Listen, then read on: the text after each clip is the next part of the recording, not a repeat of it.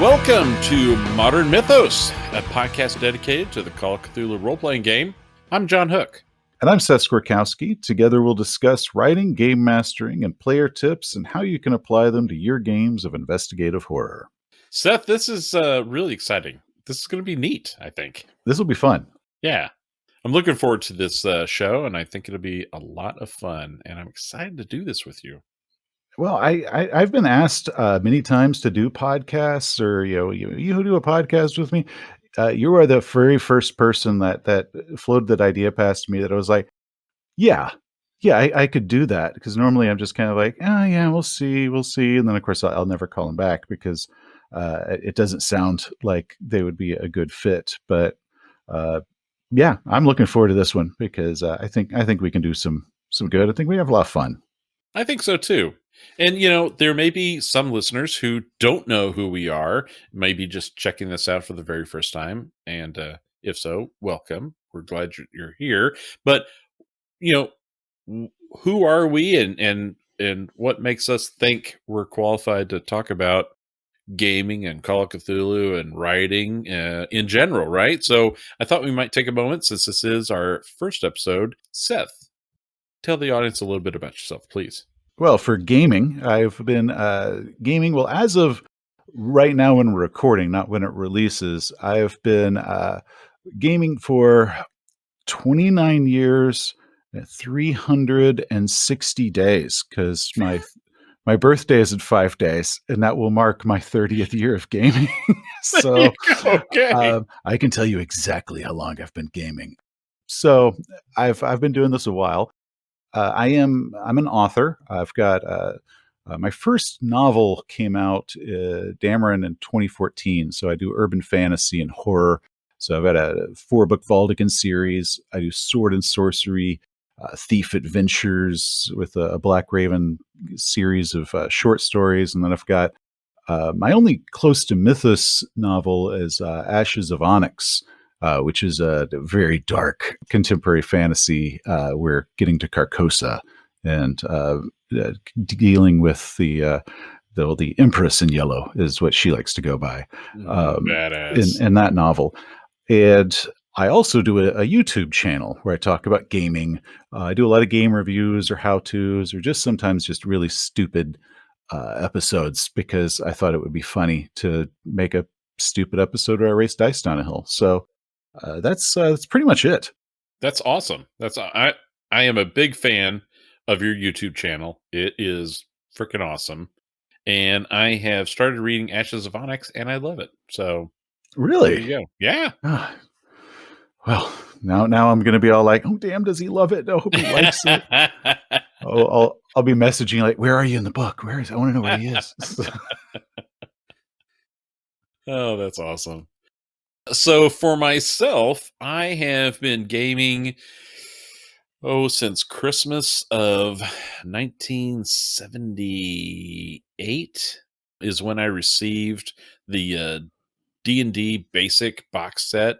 Nowadays it's called the Holmes Blue Box Edition, edited by John Eric Holmes. And I just have been loving role playing for years and years and years and years. I am also a writer. I have been writing.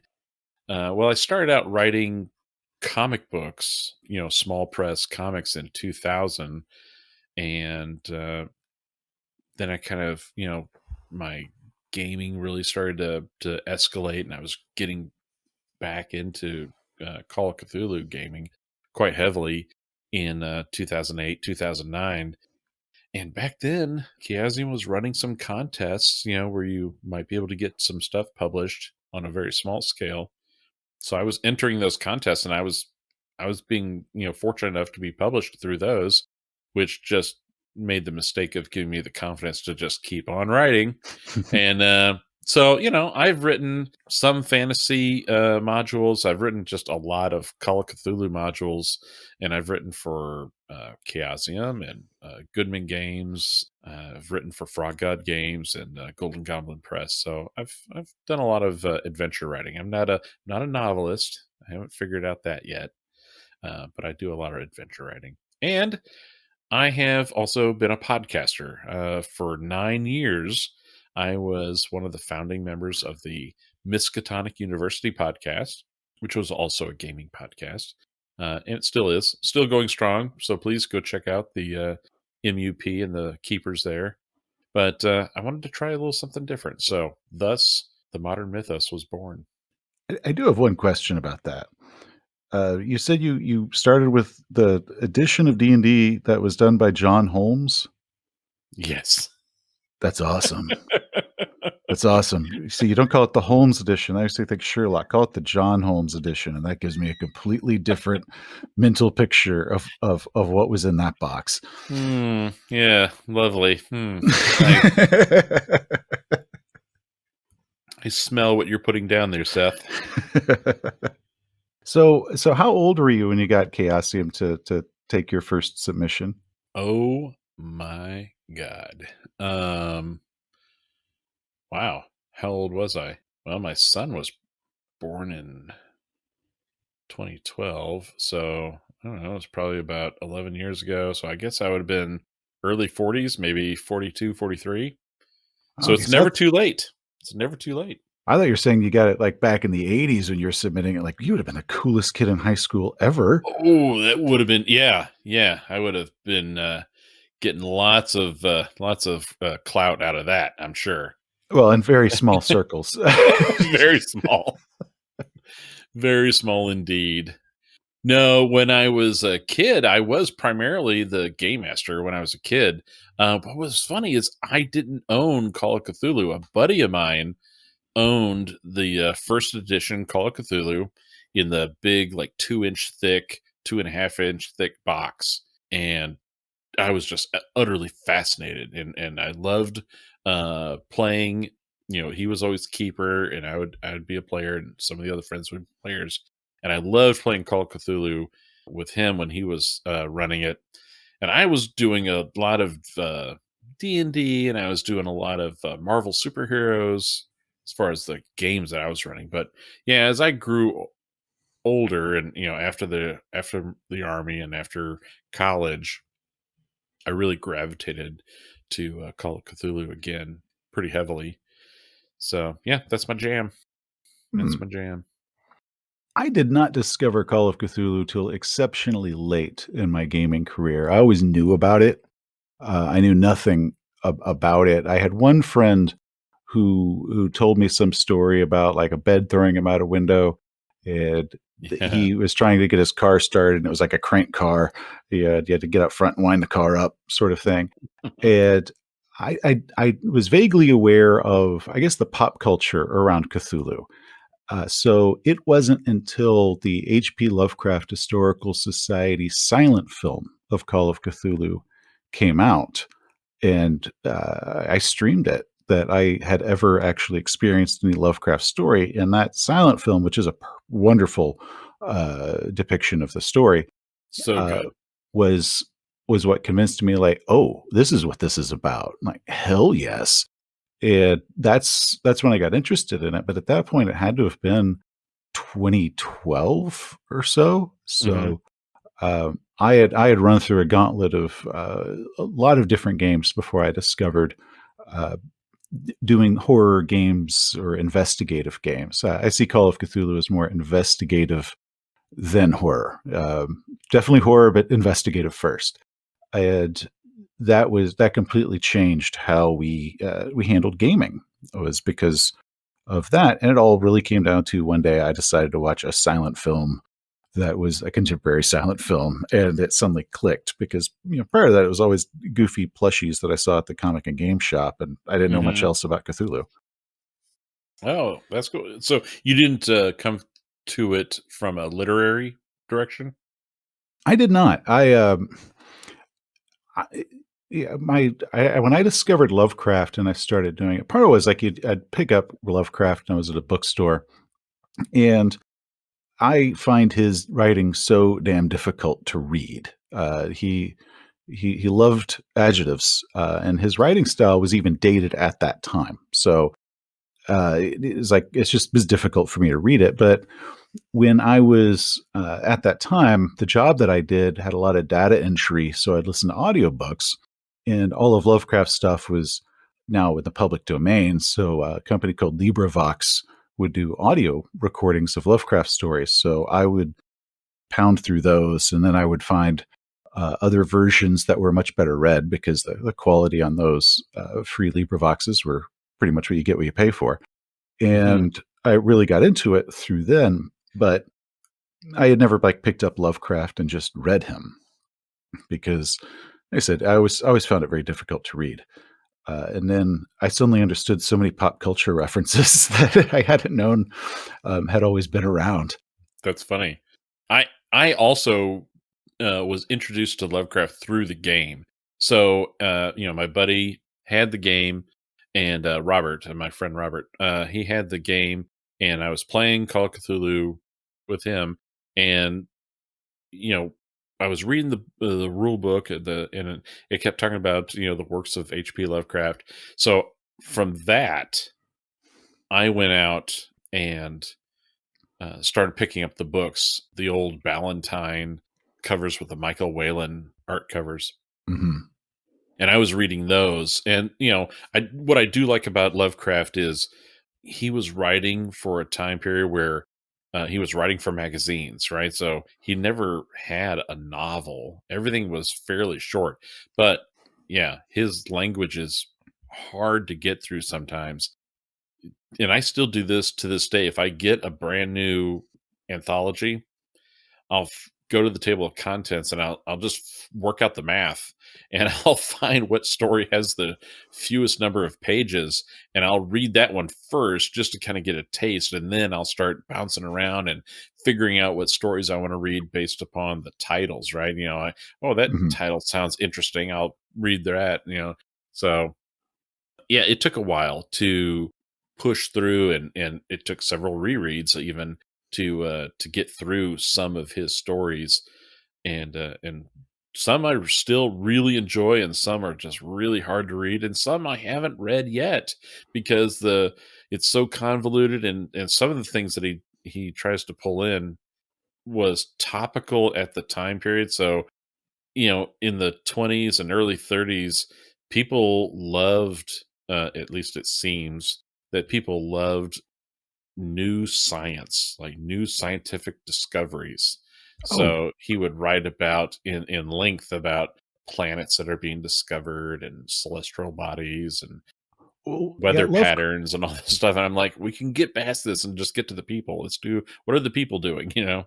Oh, well, he loved the word cyclopean. My God, that was his favorite word on earth. I kind of picture it like when he was sitting around with all his literary friends, like Howard and all them, and it was kind of like Super Troopers, where they had to say meow so many times. But it was like Howard, how many times do you think you can say cyclopean in this story? I bet you can't say it 5 times. Like it's like challenge accepted.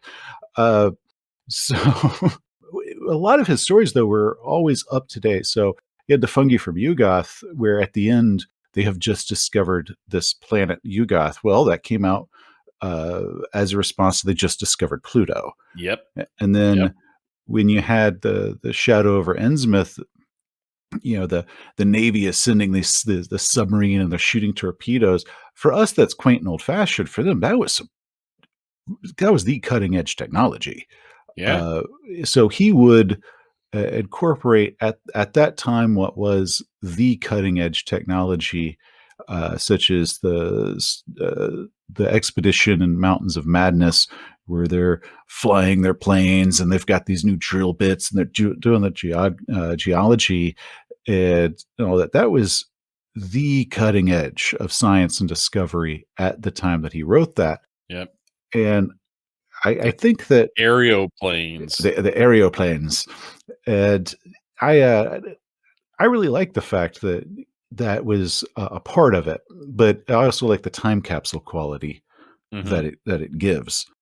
And then through Lovecraft is how I discovered Dennis Wheatley, which Wheatley actually inspires how I run my games more than Lovecraft. The Lovecraft inspired the world. Wheatley inspires how the actual adventures work. And I was talking to a much older friend of mine, and she we grew up in New Zealand, and she was in her 70s. And I was talking about Lovecraft because I was still like, oh my God, I just discovered this guy. And she said, well, when I was a little girl, I was reading Dennis Wheatley. So then I picked up The Devil Rides Out. And that was a book from 1934 that reads exactly like I want how my Call of Cthulhu adventures to go. Uh, Mm. Including the part where they do occasionally just monologue to each other. It's like, yep, this is the players BSing. But they find an evil cult, and the guys go to the library and research it, and then they're flying all over Europe trying to chase down the cultists in their hidden temples, and they're putting themselves in circles on the floor to protect themselves from the dark spells getting thrown against them. Like Lovecraft, I mean, it's exceptionally dated, but it's just a fun little yarn. And what I like about both of them is they predate what our current mythology of how magic and fantasy work. It's kind of strange now, but a lot of things that we perceive now weren't always that way. Such as in that book, elementals were not just fire, earth, and water. They were these elementic emotions. So what they called elementals, I'm reading it because I grew up playing D&D, thinking like, that's not an earth elemental. What the hell is that? And but to them, they didn't have D&D to kind of suddenly become the standard of what fantasy terms and monsters are supposed to look like. So I do like that more Wild West days where it was very, very weird, and it was all in the weird fiction genre. So I enjoy reading the old ones like Lovecraft now, but I was very old by the time I discovered them. That is awesome. That is very cool. Well, we are here because we are both published authors. And I thought it might be a good topic for this first episode to give some advice if there are other aspiring writers who want to create scenarios. There are actually a lot of great groups online, like publishing groups through the DriveThruRPG that you can write for. You can write for Call of Cthulhu through their Miskatonic repository. You can write for D&D through the DM's Guild. Travelers, is that one also tied to DriveThruRPG? Yes, the Traveler Travelers Aid? Aid Society, or TAS Hmm. program. I mean, it's the same thing. It's you self-publish it. You have to follow the publisher's guidelines, but Hmm. then you publish it through DriveThruRPG under the TAS program. You have to put the logo, kind of like you have to do Miskatonic repository, like somewhere on the cover, and then you can self-publish your own adventures. And for some people, I'm pretty sure in all of them, but I do know for a fact with Miskatonic repository and with TAS, people self-published there that then landed them actual jobs writing scenarios with the publishers that they were self-publishing material for. So Yeah. it's a fantastic way to get noticed and to kind of work your way into the industry. Because if you do a good enough job, they're going to see it, and Yep. if you do their game good, they might call you up and say, "Hey, I think you can catch lightning in a bottle a second time." Absolutely, absolutely. Every one of these programs has a writing guide, and we'll provide links in our show notes to each of those groups. So if you're interested in writing a Call of Cthulhu scenario, you want to write for the Miskatonic repository, for sure you'll need to download those writing guidelines that Seth talked about. But we have other tips that we'd like to pass on, Oh yeah. things that might help as well, and other resources as well. One of those resources that we'll have a link in the show notes. But Mike Mason, the creative director for Call of Cthulhu at Chaosium, he recently, at the time of this recording, recently did a Ask Me Anything session online for the Miskatonic repository. So I have a link that I'll provide in the show notes to that video session. And I think it was like an hour. I don't think it was an hour and a half. I forget. of Mike taking questions and him answering them. But a lot of them were Miskatonic repository centric. As far as writers publishing for that platform, which is why I thought I might include it in this discussion.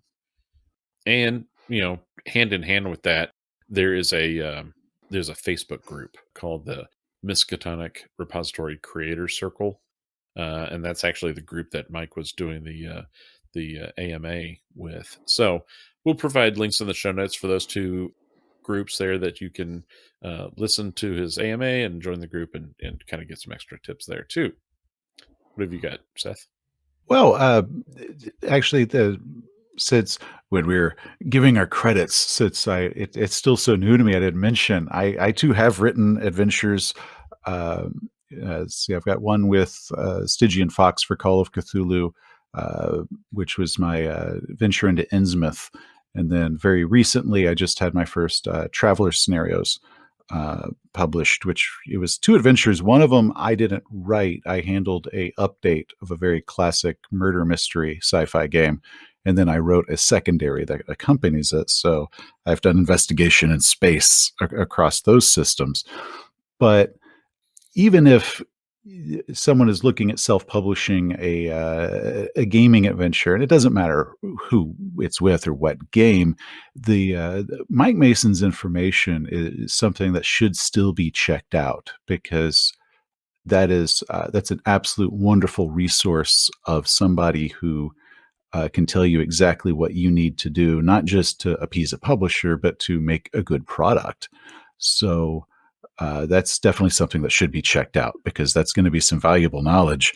Whether you're planning to go through the repository or not, you want to check that out. Absolutely. So, if you were writing a new scenario, a new adventure, what are some of the things that writers should include? I'll kind of start just at the very beginning, which is, I guess, either the back cover or the quick little description. Since most of this stuff's now online, you can't do that. When you pick it up and you open it up, but very upfront, what I want is, first, are there any supplements required? Can I do this with just the core book? I have picked up adventures, either professionally but also self-pubbed, where I'm halfway through it and I suddenly realize I need access to a supplement book that I don't have access to. And then I'm angry because I wish I had been warned beforehand. So Yeah. list up front what all is required. And if there is something from a supplement book that you want to add, like a certain spell or a certain item, see if you actually have to use that, or if you can make up something new that hits those same notes. And then you put that in the back as a new spell or a new item or new monster. That way, you're not actually turning people away, because in order to pick this adventure up, whether it's $5 or $3, whatever you're selling it for, it suddenly doesn't also require that they drop $20 on this other book just to find out how this particular spell works. So, but really consider that before you do use material that isn't from just the core book, because that's a big turnoff to people. And then if they do purchase it and find out about it, if they don't have access to that book, it makes them really mad, or at least makes me mad. So I assume a lot of people think like me on that. But then once you get a little bit deeper inside, the first thing I want to see is, basically something telling game masters this is what is going to happen. Here's a quick summary of the adventure. Don't make me read the whole adventure to learn the plot. You need to give me the short pitch. This is what's going on, and everything there, and this is where it's going to try to go. That way, if I'm deciding if I want to run it, I can read it and I can see, oh, I like where this is going. I'll keep reading it. Yep. Yeah, I've done that in the very first section of the keeper's information. It'll tell you all the secrets, everything that's going on, what the bad guy is doing, what their ultimate goal is, and then that way the game master knows what they're getting into. That's also a great pitch, when you're sending to an editor. They don't want to know.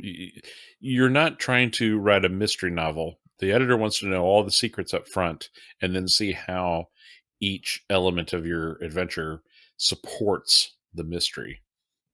Oh yeah, when you're trying to sell a novel, or pitch any story to an editor, but it's one of the first things they're going to ask is how does it end. So don't go ahead and say up front, this is the summary of the whole thing. If this sounds interesting, let's keep going to page 2. But go ahead, say that up front. The other thing that I really want to have is a cast of characters. If you're going to have a lot of NPCs, a dramatis personae. Is that how you pronounce that? I think so. Dramas personae. I don't know. It's a word that I read, which means I probably have never pronounced it correctly in my life. Right. Um, but just a list of who the characters are and a little bit about them. Not stats. I don't need to know how many hit points or anything like that, but who are they? What's their objective? How do they link to this adventure? Something really short. That way, when I am going through it, if I forget, because there's just a bunch of name soup, I can always flip back and go, oh yeah, that's the butler. Uh, and that is also extremely handy when you're running an adventure, what I refer to as in game, because you can read a module when you're sitting on your couch and it makes sense. But then when you're trying to run the adventure and somebody asks you a question, and now you're flipping back and forth trying to find that thing you read somewhere, that's when I call it in game. And it needs to, a good module needs to be laid out that's easy to read in game. It's very intuitive that you can find the information quickly. And a dramatis personae up front is a spectacular way for the GM to keep the cast correct in their head. So you Yes, especially also, especially if it also includes role playing tips. This character is, has a stutter, or this character has a southern drawl, or this character has a flighty personality, right? They can't stay on topic very quickly or for very long, but give tips for the game master for that when they're running that game in play, that they can refer to that and then breathe life into those characters. absolutely, and especially if you cannot afford to have a beautiful full color illustration accompanying every single character, give me some quick little descriptions. Like they've got short black curly hair, and they've got green eyes. Some quick little thing that I can throw out to my players that can help them visualize it if I don't have like a picture I can show them of them. So I want to have that up front, and then after that, or around that same time, I want the full backstory of how what elements happened to cause this adventure to become an adventure. Like, what led up to the events before the player characters actually start the game. Like, who is the bad guy? What's their objective? What things were set in motion? And it kind of ends with and enter the PCs. And then you actually start the adventure. But Yep. those are the big things I want first is like, who is my cast? What resources do I need? What's the overall plan for this adventure? And then what happened leading up to this moment? Don't ever leave that to be a mystery for the game master to run, because then that becomes very difficult to find that information in game, because a player is going to ask some piece of information, and then you have to flip through because the author didn't put that in an easy to find spot. It's kind of hidden on page 12 somewhere. So just put all that up front, like just front load it, and then we can start the adventure having that foundation in place. So, writing an adventure, which can be daunting, but is there anything that writers should avoid when they're trying to put together their scenario? It's one of the first one, of course, is the railroad, which is basically the reason the PCs do what they do is because they kind of have to. You have to do this at that certain time. There really isn't a choice. And the problem when you put railroads in adventure modules is sometimes the game master, when they're reading it, they might not see the railroad aspect to it until they're all of a sudden in the game, and then the players suddenly have why am I doing this? And that's sometimes when, at least I've had that dawning moment of, oh crap, uh, I didn't know we were on the tracks. So keep it very open. I like to put in little like GM notes or keeper notes on the side. Say another way you can do this is just kind of like a quick little hint. And the other thing to avoid is it's similar to the railroad, and that is the linear plot. And that linear plot means there is a order.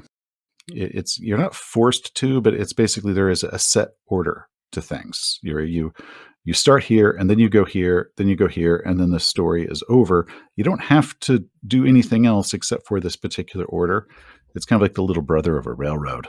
So you want to actually keep it a little bit more open, not necessarily to give the players more choices. It is actually because the players are going to do what the players do.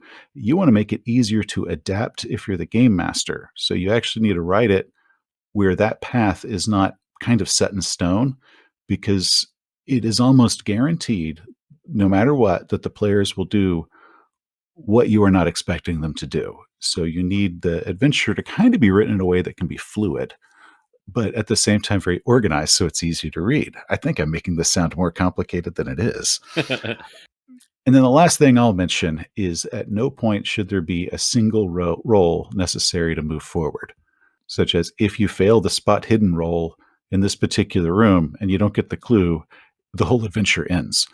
There should never be a point where the whole adventure hinges on a single roll at some point, because that is another guarantee that no matter how good they are, they will fumble or something terrible will happen and they'll fail that roll. So there should always be multiple ways to get to the next clue or get to the next step versus one hinge point, because that will be the point of failure. Almost guaranteed someone is not Oh going yeah. to do the thing they have to do or make that successful roll. And now the GM's sweating bullets because there was no contingency put in place for them to work with.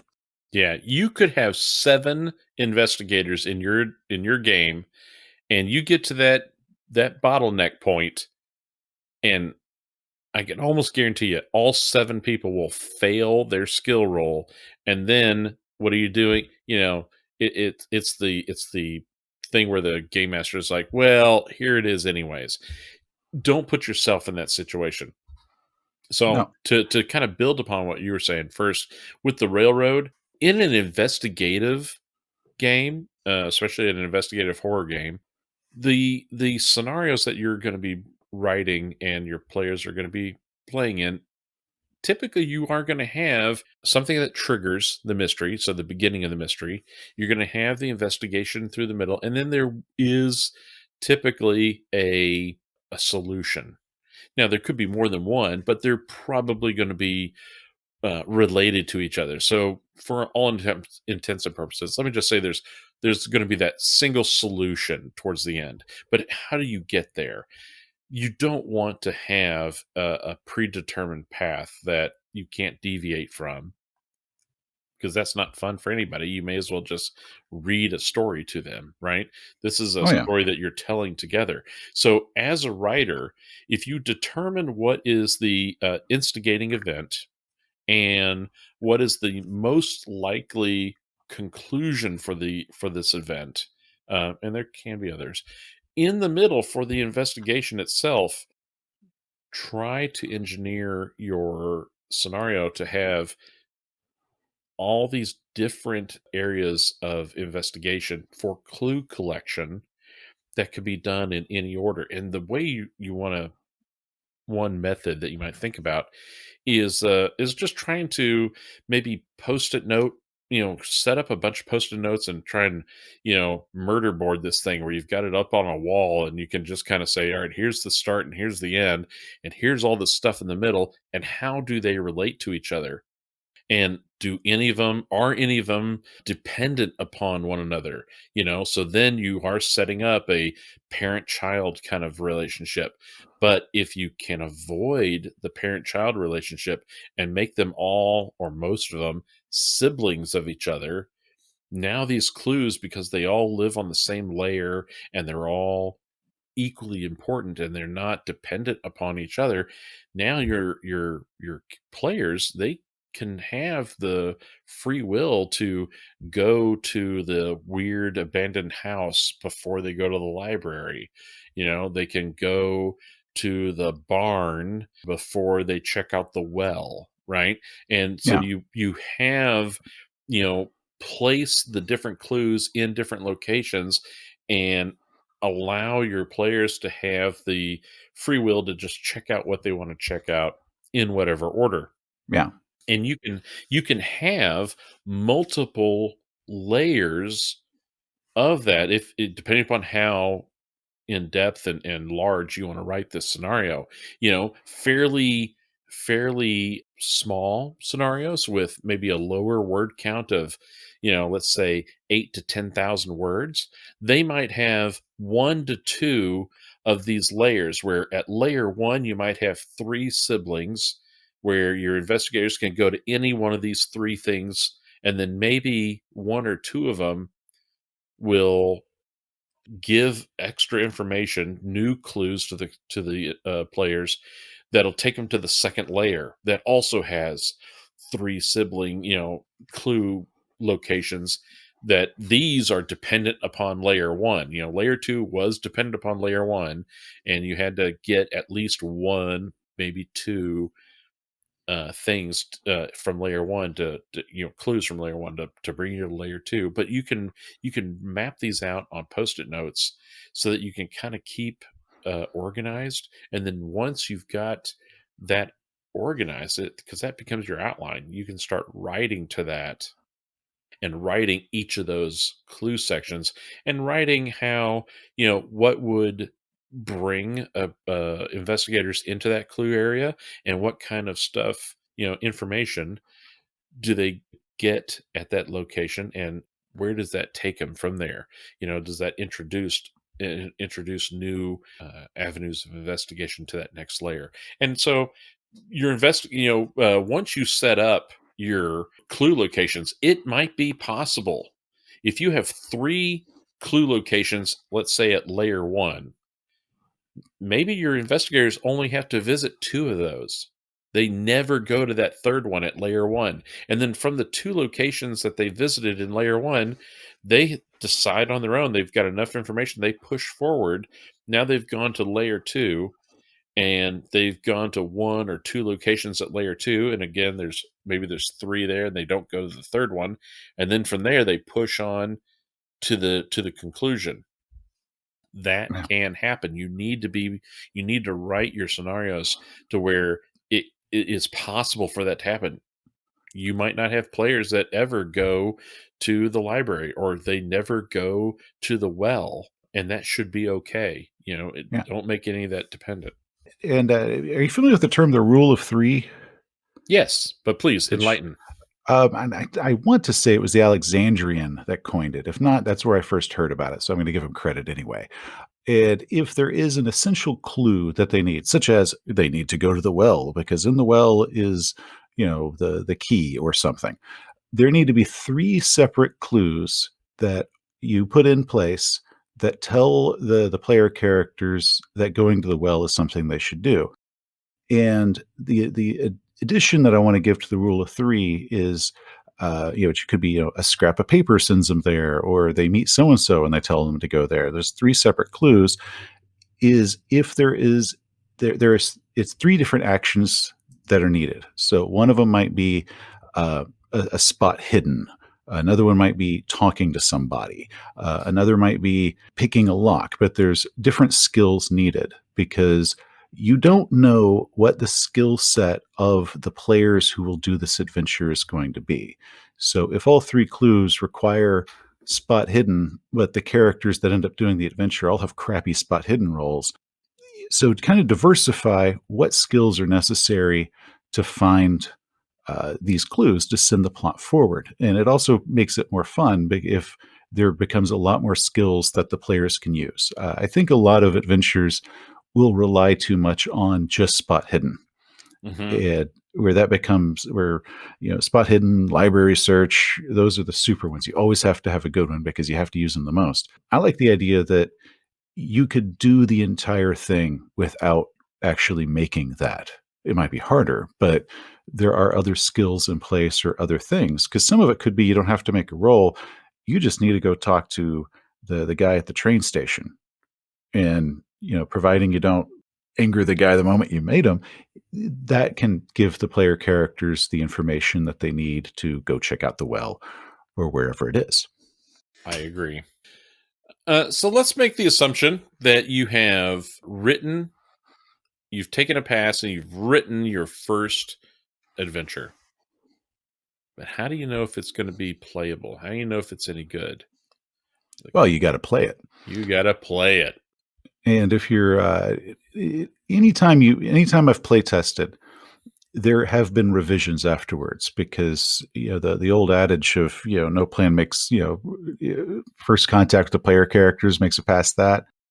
They will always come up with something you hadn't expected, and you will improvise your way through it at that game, but then you put something in the adventure to either help the game master who's going to read your adventure to take that into consideration or prevent that from happening because maybe players decide they should do something because your clue wasn't clear enough, or so you need to kind of hem that off earlier, or oh, they checked out the doctor. I didn't think that somebody might go to the doctor. Crap, I got to come up with a doctor character real fast for them to meet. Go ahead and put the doctor in because the next group that plays it, that's 5 years down the road in another state or in another country, they might decide to go to the doctor, and you've already got that prepared for them. Yep. Yeah, play testing is big, and I have never seen a scenario, at least none of mine, that made it through play tests without revision. So yeah, a play test will always bring notes that you need to use to pump it up.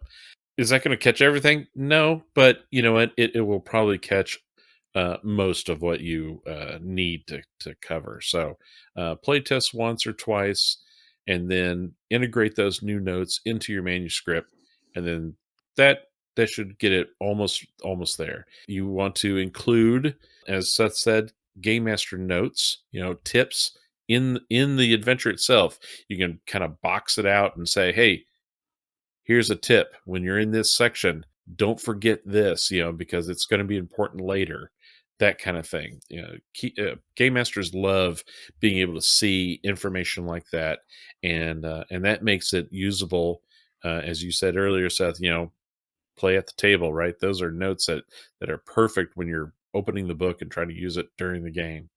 Oh yeah, and also sometimes they're fun to read. And Two-Headed Serpent, they had sometimes little boxes that would talk about there were three different playtest groups that went through it. The three authors each ran their own version of that game, and then they put it all together into one book. So they would have little things like, one of the playtest groups did this here. And if that happens to you, it's kind of fun to read what in the hell other groups did, even though I have no idea who they were. It's like, wow, they're crazy, or wow, that was really smart. But or what the hell was that campaign like? That's what ended up happening. So I think those are also a lot of fun, just to put in there, because a lot of suggestions or cool ideas are actually difficult to write in the body of the module, but a little side box can drop a bunch of little hints or suggestions or ideas really quickly and not ruin the flow of the module itself. Hmm. And something I just forgot to mention is, in the concept of playtesting, as I normally think about it, it's me, the author, running it for players. But another key important piece of playtesting is have a different person be the game master. See if Oh, someone else can read your module, your adventure, and interpret it and run it for other players as well, because that's, when it boils down to it, that's the key. that's the test. That is the test, because as adventure writers, we're actually only writing for an audience of one. We're writing for one person who's going to read this and then interpret it for their players. You have to pass it off and have someone else run it to see if it works. Can that happen? The adventure that I just did with Mongoose, the Hunt for Saber 4, I have a buddy of mine that I met through the convention circuit that he runs games. We chat a lot. He plays both Traveler and Call of Cthulhu. That's part of why we're friends, is we've got a lot of common interests. And I asked him if he wanted to play test it, and he's like, sure. And I didn't tell him more about the adventure than really what you would have gotten at the very beginning, because I didn't want to accidentally give him information that wasn't in the adventure, because I wanted to see if he could run it based off of what was between the pages. When you do give an adventure to somebody, another game master, be like, I need you to run it, they need to have as little to no inside information about it as possible, because you want their opinion and their ability to run it be based off of the work. Because if you told them stuff as you're kind of planning it, because sometimes we bounce ideas with each other while we're writing something, if they have all that information because they were privy to those conversations, they're going to know how to adapt it in the adventure when they're running it. But the person that buys it off the shelf isn't going to have access to those conversations. So you kind of want to keep them as in the dark as you can to make sure that their playtest is as true to what it would be if it was a customer. Exactly. I totally agree. And he had some great suggestions afterwards. But yeah, and I think had I spoiled him, he might not have had those. So, but that is wonderful, wonderful asset. And also in those communities of people writing it, because he writes some of his own stuff, there is a lot of swapping, and even writing. When we're writing short stories and novels, authors swap stuff to do things like that. So if you get involved in the community, that's another community of people who not only can run, are interested in the same game as you, but they know how to look at it with the eye of someone who also writes this way. So they Hmm. can actually give you good suggestions with a trained eye. Your buddy can't do that as well as because your buddy's just reading this thing that you gave them, but they don't really run adventures or anything, and they might have had all your inside knowledge told to them about what the adventure is. They're going to be biased and they're going to kind of be corrupted. So you really just want to give it to somebody that's experienced in this. Their brain has already been kind of trained this way, and say, "Hey, what do you think?" And their opinions are going to be very solid because of that. Yeah, I agree. I have a friend that I have met through this process of writing adventures for the Miskatonic repository. He has helped me with art. He's helped me with layout. He himself is also a writer, and we've shared adventures with each other and ideas with each other as we try and test things out. So it's really great to try and get these peer reviews, if you will, to go over these things. And also, never underestimate the power of an editor, because most writers, I know myself included, it is very difficult to edit your own work because you will be blind to your own mistakes. Actually, psychologically, because I came from the deep novel writing community, which Mhm. have I mentioned that 7 times already? But so when we would do panels on it, one of the big discussions is when self publishing became a thing, when the Kindle came out, and all of a sudden the self publishing market exploded in the writing community. Is you are actually incapable of editing yourself. It's like, a thing on Facebook where the letters are all misspelled, and you kind of look at it and you squint your eyes, and it's like, if you can read this, it means your brain is wired a certain way. And by this point, you don't even notice that they're misspelled because you know what it says. Your brain, and how basically the psychology works is your brain is actually translating this. Your eyes no longer see those mistakes. When you're reading something that you wrote and you've probably read it 15 times, you know what you meant to say. And your brain isn't actually reading the words anymore. It's actually reciting to you with kind of using points of reference on the page.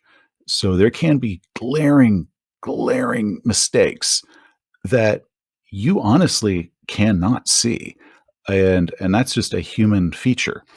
So you have to have an editor look at it, because a lot of people are like, no, I'm really good at self-editing. That is a lie. They don't know it's a lie, but it's a lie. The best writer in the world will tell you, like, oh God, you wouldn't believe what it looked like when my editor gave it back. And it was like, it looked like it was written by a child. They had so many mistakes they found. So always give it to not just somebody to edit, but somebody who is an editor, somebody who actually has their brain wired in a way that they can do it, because that is also a trained skill. A lot of people assume that their friend can do it, and very rarely do they have a friend that actually can do it. Hmm. So, and because the self-publishing market has blown up so much, and these have started in the self-publishing gaming market, there are freelance editors for that can look at it and they can do it. And these are now people that have wonderful resources that you can use. But if you're serious about doing self-publish, you need to take that step and not try to think that you can do it on your own, because it's impossible. It is an actual impossibility to edit yourself. Yep, I totally agree.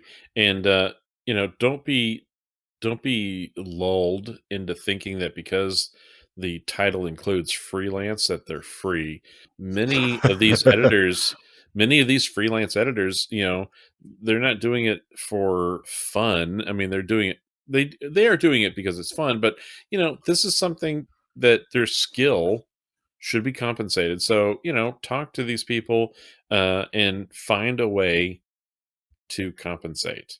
And there's all kinds of ways that people could be compensated, but find a way to compensate and be fair about it. Granted, you as the writer, you're not made of money, but you're trying to write something that potentially going to earn money on the drive through RPG. So maybe your editor would be willing to take a stake in that and take some of the profit if you would offer it. So Oh, and something to think about. You know. well, also depending on where they are in their career, there is, there's the first few gigs that if you can get them before they get a hit on their hands, and now all of a sudden their price went up. Um, Yeah, there is that. Hey, I'll give you a percentage off of this, or come to some sort of deal. That way, their resume now includes these items. exactly. So, and it's worth talking to him. I know Pookie from reviews from Rillier. I can never Yes, pronounce Rillier. He's made a wonderful career and reputation out of doing that, and it started very casual, and now he gets jobs with large publishers, self publishers, and he's kind of a trailblazer in this new industry. yeah. Pookie was my first editor. Um, at the time, Goodman Games had a license with Call of Cthulhu with Chaosium to publish Call of Cthulhu modules, and I was writing Call of Cthulhu modules for Goodman Games. And Pookie, who also has his review site, he was reviewing some of the early Call of Cthulhu modules being published by Goodman Games, and he was critical but fair and had a real sharp eye and opinion about some of the things that were lacking and things that were being done well. And so the publisher, Goodman Games, took note and said, clearly we need an editor for this line, and you seem to be the right person for this. And he said yes, and so I joined the team as a writer right when Pookie joined as well, and so he started editing my stuff, and it was awesome. It was great. Yeah. In addition to an editor, you know art. Oh God, yes. Can't say enough. An artist, please, your artist needs to also be compensated. People say don't judge a book by its cover, but people judge books by covers. People judge adventures by covers. Oh, absolutely. I and there's a thing, even in the publishing industry, the don't judge a book by its cover is such a cliche term, but it is a massive industry, and a lot of effort is put into covers to draw the eye, convey the mood, make somebody want to pick it up. And especially on the online formats like DriveThruRPG, where you're scrolling through all the thumbnails. Yep. You want something that stands out. It doesn't look like everything else on there. And that's critical. And internal art, I admit I'm a sucker for good art. I have gone with adventures because I loved the art, and they weren't necessarily the best adventures. I've picked up entire games because the art inspired me. So it's not necessarily the best measure of the quality of a product, but I'm an absolute sucker for art. You can see, I've got a ton of BattleTech books that I've never played, but I bought them because the art was beautiful. I can't tell you how many Riffs books I've bought because Oh, of the Kevin Long art. I just loved his art back then. I never bought them, but when people ask, like, when I do my reviews, like, "You can review Riffs?" It's like, I have flipped through probably every single Riffs book I've ever found, but, I was a teenager, and, I was spending my money on other things. I couldn't afford, all these role-playing books, but, yeah, I'd always flip through the Riffs books. Their art was wonderful. Another one is maps. Yeah. Yep. With maps, it doesn't have to necessarily be the most beautiful cartography ever done, but even a rough sketch is a thousand words if you've got a game master who just wants to know the basic layout of what something looks like. There have been a lot of adventures, and some of them professionally published, where I would have killed for just a child's drawing of what in the hell this place remotely looks like, for like a top-down view, because that would have made it so much easier if I had the basic framework skeleton to build everything off of. Because when if we're even trying to, let's say, theater of the mind, we're not using any map but the players. I still need to know what it looks like in order for me to properly tell my players and describe it well. So put some form of map for any locations where it might be necessary, because that is super helpful, unless it's a super common place, such Mhm. as a hotel room. Okay, I can come up with a hotel room really good, but if I've got something important that's going on in a train station, man, I don't really go to train stations that much, let alone 1930s train stations. What the hell does that look like? And give me a rough map. It doesn't have to be pretty, preferably pretty, but give me something, Yep. uh, and that will really, really help the ease of somebody running it. And if they run it and they enjoy it, that's when they recommend it to other people. So that's that's what you want. You want happy customers. Happy customers get other people to become customers. Exactly. Exactly. And it's a super fun hobby.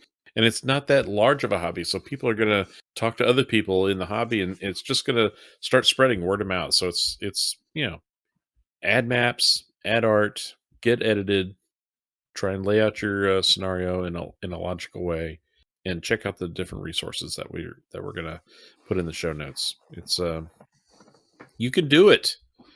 We did it. So you can do it. You can write this and join the publishing group for sure. Seth. Yes. So that is well. Let me ask this: do you have anything else you want to add to writing for some of these online communities and getting things out to typically in a PDF form out to new readers? Well, one of the big things that I do want to mention that I did not know until I actually started writing for RPG publishers. And when I've actually gone through some of the notes for Miskatonic repository, they might have added it since I last looked at it. It's been a while since I looked at it. Is the voice that you use, and one that I learned from Mike Mason, and I cursed him after he opened my eyes to it, is do not use the word will. You know, when the investigators enter the house, they will see the body on the floor. It should just be when the investigators enter the house, they see the body on the floor. It's a very subtle thing, but it makes more active voice. Hmm. And once Mike pointed that out to me, I could not stop jarring every time I saw that after that little subtle thing. And so that is one of the Chaosium tricks of Mike's pet peeve. And then when I did some work for Mongoose, theirs is the word that in their style guide. It said at three different places not to use that. Evidently, Matt Sprange, their editor, is just hates that word so much. So when I was writing for them, and I had come in with the don't use the word will, that he's like, do not use the word that. When I was done, because he's like, there are certain times you have to, but 99% of the time, the word that you can actually word a sentence better if you don't have it. And I went through after I had kind of originally just written it out rough, like, let me just get it on the paper. I can clean it up later. It looked so much better when I had to rephrase sentences without those two key words. And that's something that I have never noticed in all of the adventures I read for years. That was a very subtle trick that polishes it up so well. I have to agree. Pookie enlightened my eyes to the disuse of will as well, and it was interesting. I became cognizant of my usage of the word will, and now it carries with me to this point. Now I try to not use the word will if I don't have to, even in just casual emails. I'm going to try and avoid the use of will. That one I have caught myself like with doing like Facebook posts when I've been in one of the role playing communities and just chatting about something. Like let me sure I write this properly. And then another one is never refer to the game master as you, unless there is or and separate player and character. And if the game uses a specific term for a character, use that. Call of Cthulhu, it's investigator. And you don't talk about what the players do, you talk about what the investigators do. In Traveler, it is traveler. And you want to actually have this consistent vocabulary, but it's also consistent with what the publisher does of all the professionally published things, because that can also cause a bit of a amateur feeling, and the reader doesn't understand why they feel that this might be a little bit more amateurly written than something that was put out by the main publisher. And it's those little subtle things that you don't consciously notice unless you're an experienced editor like Pookie or Mike or somebody who has written for that, and they suddenly have an eye twitch when they see these words. Be very careful with your phrasing to make sure that it is always consistent to what is considered the industry standard. Yep. Yep. I can't agree more. Absolutely. Awesome. Well, writing these adventures in the old days, we called them modules. I know I get called out for that all the time. They're like, "You're so old. You use the term module." Like, shut up. Oh man, I say it just out of habit. Yeah, module. Hey, I wrote a module. When it comes time for you, Seth, to run a game for your friends, Mhm. what would make you want to run a module as opposed to, a published module, as opposed to something of your own design? When I was doing a lot of, let's say, D&D, I didn't run that many modules because at the time most of them were just different dungeons, and I could make a dungeon in my sleep. I am a badass dungeon designer. But when it started coming to story based adventures that would have a mystery or a very detailed plot, that is when I actually started flipping to primarily running modules, because coming up with a good story plot that has layers to it requires a lot of work and a lot of writing. And a lot of the stuff that was written for scenarios was written by people that are smarter than I am. So they were coming up with stuff that I never would have come up with, that was much more elaborate, complex plots than I would be able to pull out of my butt 2 days before I've got a game to run. And I also realized that if I was left up to my own devices, I had like three plots, and we would play for years using the same three plots over and over again, just slightly reskinned. So what I want to see on for me to pick up an adventure really is that it has something that I don't think I would have come up with on my own, or I would never have had the time to actually map all this out and come up with and put Mhm. that much work into it. So those are the two ways you impress me. Either you are saving me an incredible amount of time, or you have come up with something that I couldn't have come up with. I agree. Something else that kind of keys in for me with modules, you know, one of the really cool things, and I don't even know if people are conscientiously aware of it, but through modules, through published adventures, it's a shared experience. It's something that players in England and players in America who in real life maybe never meet each other, but they do meet each other, on the internet and chit chat. But in their home groups, they've both ran and played in particular modules.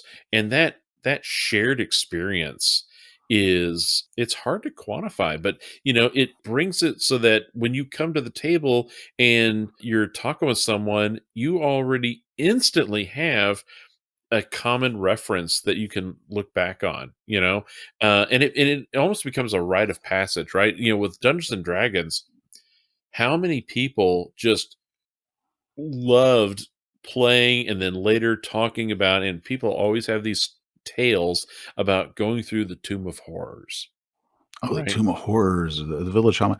I refer to this as shared war stories, because when you've got two gamers sit down and talk, and especially when you've got there's 40 some odd years, we're getting close, we're on the closer end of 50 now of tabletop gamers. So at this point, we've got three solid generations of gamers playing, and the the industry, what's popular, everything has changed so much.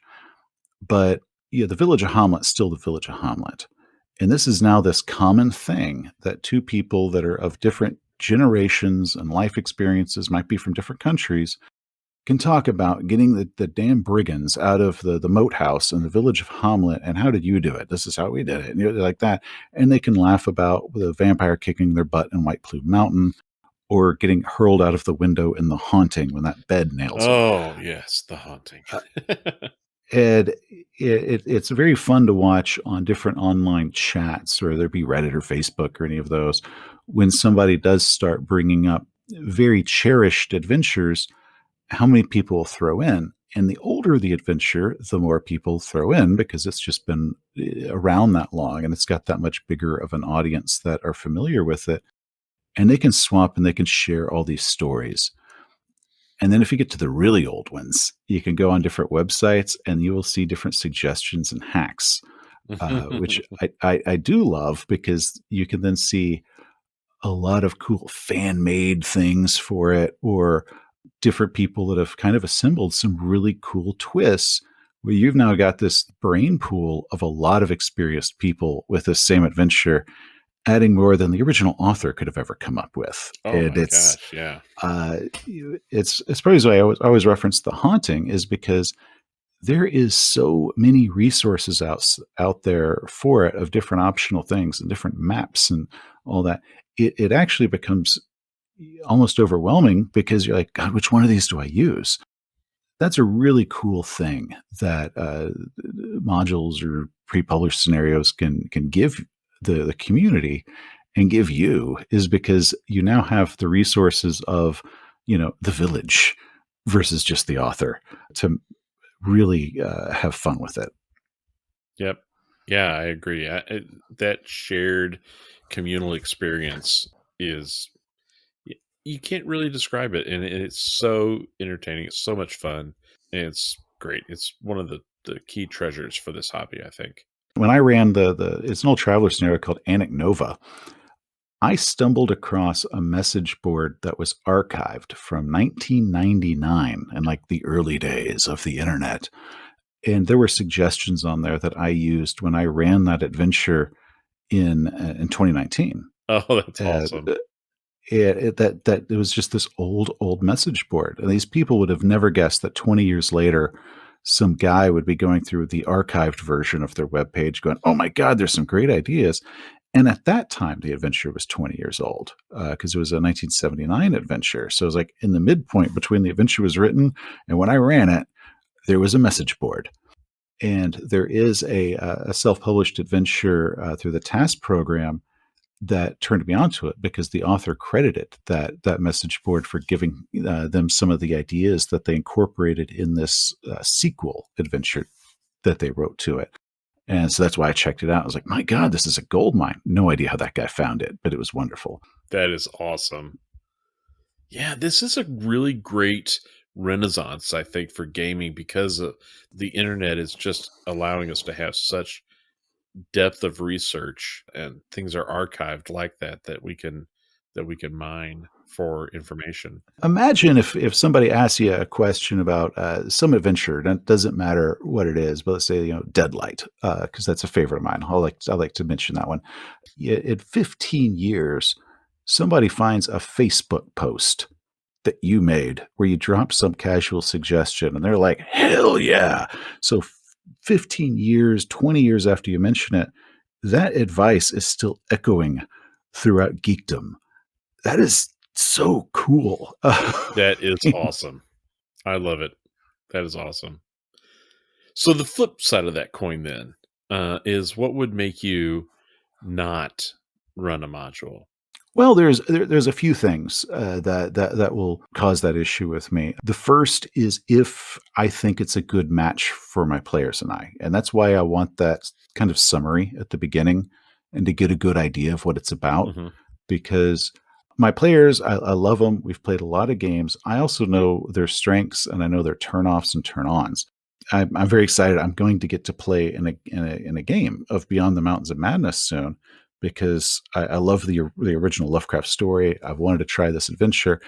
I know I can't run it because I know that one of my players would not like it, and that ruled it out instantly. Like it was completely removed from consideration because the more I read about some aspects to it, I'm like, he'll hate this. I'm not going to put him through this. Mm, There's so many others out there that he would enjoy. I'm not going to risk it because I don't want to have all of us get involved in this and then he's not going to like it. I will not run an adventure for my friends if I have a feeling one of them might not like it. It's no knock against that adventure. It's just the taste of the players, and I would rather play with him than play that adventure. So that's why I've never run it. So that's a big one. Is does it fit for us? Uh, the other is, yeah, I love making a lot of changes to modules. I consider any adventure just a set of guidelines, but they still have to give me enough of a framework to work with. And I'll tell you about the one that I consider like the legendary bad adventure I've never run was the Pale God, which has the greatest opening hook. I actually think it might simultaneously have one of the best hooks of any adventure I've ever read, and then nothing else happens. It's like a J.J. Abrams show. It's like, my God, that's a good hook. What's the plot for that? I don't know. But it was a module that literally kind of aimlessly goes nowhere. But God, that hook was so freaking amazing. So it has to give me enough to work with. That never gave me enough to work with because I would love to do a video review of it because I want to show the illustration that goes with that hook. yeah, yeah. And I can't. So I eventually I might overhaul it enough that I can run it and I think it would be fun for my players, but it still has to have a plot. It still has to give me something to work with and something to keep me excited. That hook, oh, chef's kiss, but it still has to give me enough to work with that I think it'd be worth my time and effort. And otherwise I'll just write something myself or find something else better out there. I agree. I actually, especially with the Pale God, I recently read the Pale God and talked about it on the Miskatonic repository or the Miskatonic University podcast. We're sitting here talking about the repository. But on my previous podcast, I talked about it there. And yeah, it has a great opening, and then everything else is really thin, and it has issues, problems as far as like having dependencies, certain clues and locations are dependent upon you having information from a previous location before you can go there. It is kind of set up a little railroady, so it needs to be reworked to make it a little more exciting and have a better drive and a better resolution to it. Because yeah, it doesn't really have a plot after that, but it's a killer hook. Oh, Yeah. Jesus. It right, and it does the one other thing that it has as a technical aspect to make it a little bit more interesting and clever in the way that it was written. Spoilers a little bit here, I guess, but module, there are some caverns, a labyrinth. Actually, it's a labyrinth, a maze that you can kind of be going through, but it's not mapped. There's no map for for the labyrinth. It's a Oh, because it's supposed to be unknowably complex, but they won't even give you unknowably a sample. right. Well, they don't map any of it. So what it No. is there's tables, and you basically roll on these tables as the adventurers are going through the labyrinth, and depending upon what resolutions they get on that table, they can hit certain aspects or certain events in the labyrinth. And then if you roll at a certain level or not, a certain number, now you can transition to another part of the labyrinth. That portion of the module is also very interesting, and clearly the writer put a lot of thought into that to try and manage that so you could have a labyrinth without a map. But I still want a map. yeah, there's there's things that need to be worked on it. So maybe it will get reworked someday. Who knows? Maybe, but man, I want to run it just so I can do a review of it and I could talk about that hook because damn. Then after that, everything ended. So I want an adventure that, like I said, gives me something to work with, but also I think is a good fit for my players and I. How about you? Yeah, very similar is that I will avoid modules that maybe they have content that I'm not crazy about. I love horror and stuff, but I like a cosmic horror. I like body horror and classic, monster type of horror, but I'm just not crazy about, if horror is going to be, super personal to somebody. I don't want, things that are going to give people a reason for an X card. No, I'm not aware of that many people who've been mauled by werewolves or had, even close encounters with a werewolf that they would want to, X card that, right? So, or people who've drunk a mutagen that have been reshaped their arm or something like that. So, there are certain subjects which kind of bring this back to. There was an adventure I ran a while back, and it was a self published traveler adventure, and I did this huge series. I did a campaign diary about it, and it rode a razor's edge between being wonderful and one of the worst adventures I've ever read in my life. And mm, it was simultaneously both. And I would have commenters go like, "Wow, this thing sounds like a train wreck. Why did you run it?" And it's like because there was something about it. It hit all the right notes of what I want, and I knew I could overcome any of the hurdles. And that one was, as a 50-page scenario, and when it brought in rape at two completely unrelated points within this short scenario, I'm like, okay, one, I can work around it. I can work that out. Or if my players and I are comfortable and we can handle it right, we'll have that. And then there's like a completely unrelated incident later on. Say, okay, this is getting just too much. mhm. And a lot of people when I pointed that out got mad. It's like, well, what there's murder and killing and monsters and all these. It's like there's just certain things that one might not necessarily be good for all audiences, and I'm actually not opposed to them being there. I want them handled well, and that's the key. If you can handle, you can put just about any subject in there if it is handled well. But also, there should be a notice for adults only, or Hmm. a little thing at the beginning, like, "Hey, yeah, just warning, we're going to have eating babies in this one. We're actually going to eat squealing children. So hey, if you don't want to have that in your game, you probably should just stop here.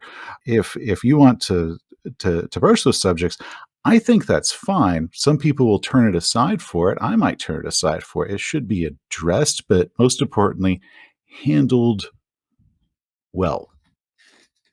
Yes. Yeah. I have a scenario that I'm running for some folks right now. Spawn of Azathoth, a classic Call of Cthulhu campaign, and there's a character in the first chapter. So the investigators are just kind of ramping up into the mystery that's unfolding, and they're meeting a whole host of NPCs in this first chapter. Well, one of the NPCs is written where it, and the author is still trying to be so coy about it because he keeps putting it in air quote, or not in air quotes. He puts it in quotes, air quotes. You're picturing the author of this keyboard air quote. Yeah. Like, I'm not going to put it on the paper. I'm just going to air quote it. Yeah. But he keeps saying that this character had an accident, which was a suicide attempt. And it, it doesn't, well, for one thing, none of the clues are pertinent to the fact that this one NPC attempted suicide but did not commit suicide. And so he's got, like, bandages on his arms or something, right? Because he cut his wrists. But and it never came out and just said, "Hey, this is what happened," and then just moved on from it? Right. It just, the the intent that I get from reading it is that that NPC is in possession of a secret. Basically, it's the dream brew. So characters can now, when they get the dream brew or the formula, they'll now be able to transition and do some dreamland adventuring. So the module basically kind of, even though it doesn't come straight out and say it, it basically puts it out there like, hey, the characters, the investigators should go and talk to this guy and basically ask him about how he had an accident, why are his wrists tied, and why are they bandaged, and then he's going to just suddenly give you the dream brew, and it just was super super weak, right? Oh god, yeah. So and I have a friend. I'm fortunate enough that I don't have anybody in my own family who's attempted suicide. I have a friend of mine, a very close friend, who his brother did commit suicide, and I do have a friend that I used to work with years ago. Lost touch with her, and this was way before my wife and I had children. We knew this woman. Lost touch with her. Years later, my kids, my wife and I now have kids. My kids are going to school. One of my son's classmates, his mother committed suicide, and we were like, "Oh, that's so terrible." And so we started reading about who the person was, and I saw a picture, and I showed it to my wife, and I said, "Is this our friend?" And it was. It Oh. was our friend that we had known like 20 years before. Well, not 20 years, but 15 years before, and we had lost touch with, didn't even realize that she had married and had children, lived close enough to us that our children were not only in the same school district, in the same school, but our kids were in the same class, and we just didn't know it. So I am not comfortable in, especially if it has no plot furtherance. I'm not interested in having the topic suicide in my adventures. And, Uh, the yeah, I said, I'm not opposed to it being there. I said, I want it handled well, but also if it can be removed. because once again, the author has no idea what the situations are of their audience, and they want a huge audience, which means there's going to be a lot of personal situations Hmm. of people there. So if those areas could be removed, at least be upfront and warn them, because sometimes you don't want to pick up an adventure, something that's like a full campaign. It's 100 something pages, and all of a sudden you come across this, and you're on page 80 something. It's now difficult to get out of there. Well, and also like, can this be removed, or this can be something that's downplayed? But you do want to warn about it, and you definitely don't want to, if you've got players that do have just certain topics they don't want to have in their game. They're playing the game to escape that topic in particular. Yep. I'm not gonna run them through that unless I remove it. And that's just something that I think any game master should be aware of. Know their audience. Know their Yeah. players. Yeah. Absolutely. The Yep. with Mountains of Madness, or Beyond the Mountains of Madness, here's my reasoning. It has to do with all the inventorying, where they have to inventory an adventure. Uh-huh. I have a player who does this stuff professionally, and he owns a CPA firm, and he does not want any of that in his game. He's like, this is what I do for my life. I play so I never have to deal with this. So it is actually all the paperwork as you're putting together this adventure, and you have to keep track of this stuff throughout the whole thing. Like, yeah, he's gonna hate this. Like, it's not even like a forbidden subject. It's just, Nice. to him, that's his life. He's like, give me monsters, give me high speed chases, give me something that is not my life every other day of the week. That's awesome. Yeah, I I have not read it yet. I own it. I haven't read it, but I've known about the inventory portion of Beyond the Mountains of Madness, and I've wondered if there was a way to like rework it to where you're actually not doing the actual inventory. You just you say that your characters are in a certain location, and we're doing inventory. All right. So while you're doing inventory, make a listen roll, and just totally insert a whole new thing. So now they hear or see someone skulking about who's trying to steal a manifest or something like that, or steal pieces of cargo, and now you turn it into some kind of chase scene, and you don't actually run numbers at all. You just What's the have weight a of have all a the dog scene. food needed for your sled dogs over this 6 month Exactly, yeah. expedition? Yeah, I don't know if that's one of them. I just read enough about it, enough stuff. I was like, well, this can't be that bad. And I was reading more like, yeah, he'll hate this. yeah, that's Next, funny. and that was enough to actually turn me off from it. Was I could envision, if it is like what people have talked about, trying to look across the table at Sean as he is kind of giving me the dead stare of, I am in hell. Give me a 'Cause chase.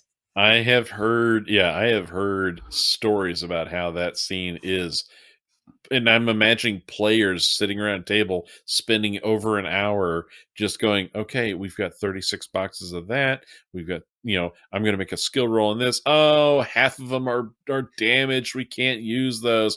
And I'm just like, "Oh, that just seems so boring. I'd rather have, they find a spy, and then have a chase scene and a fight with a spy during that section." And what's funny is some players will love that. I did a long running D&D game for years where there were a group of very dirt poor wandering minstrels. It was a very heavy role play game, which if I had known about skill based games at the time, we wouldn't have done it with D&D. We would have done it with something else. But they got so into buying. They figured out it was cheaper to buy chickens and goats and have them in pens or tied up behind their wagon as they went town to town than it was to buy food, because they'd had them where they were sometimes too poor to buy beer. Oh my. And they got so into the manifest of their equipment that and one was my wife. She loves that stuff. So I was like, oh, she would love this part of this adventure. I mean, she'd be all like, hell yeah. But there's a difference between, we did this because we wanted to, because they did this. I was just kind of looking at them and going, you're doing what? Versus you have to because the adventure says so. uh, so Yeah. because I didn't really want to risk it, and just moved on to the next. And that's why we ended up doing Two-Headed Serpent and had a lot of great laughs and memories. So I don't regret that decision. That's awesome. Seth, Yeah. I have had a fantastic time talking with you. Well, it'll be the first of many. I hope you had a great time. I have enjoyed it myself. It's the beginning of a beautiful relationship. That's it for today's episode. Not too rough for our first run, but like with anything in tabletop world, proficiency grows with experience. And we can't do this alone. We want to thank our amazing editors, Max Mahaffa and Edwin Nagy, for their hard work behind the scenes and their keen skills at making us sound awesome. We also want to thank John Sumrow for our badass logo. He's a very talented artist, so please follow him on Facebook, check out his official website, and please consider joining his Patreon. Links in the show notes. And finally, we want to thank the Darkest of the Hillside Thickets for generously allowing us to use their song Gluttony as our intro and outro music. If you're a fan of Lovecraft's writing and the Call of Cthulhu role-playing game, then you really need to check out the Darkest of the Hillside Thickets. Please check out their Bandcamp site and their official band site. Both those links will be included in the show notes. Okay, that's it, Seth, man. Great show. It was. I'm excited to see where this goes from here. Just so much ground to explore. I agree. So, hey, thank you all for listening. And until next time, keep gaming, keep writing, and keep having fun.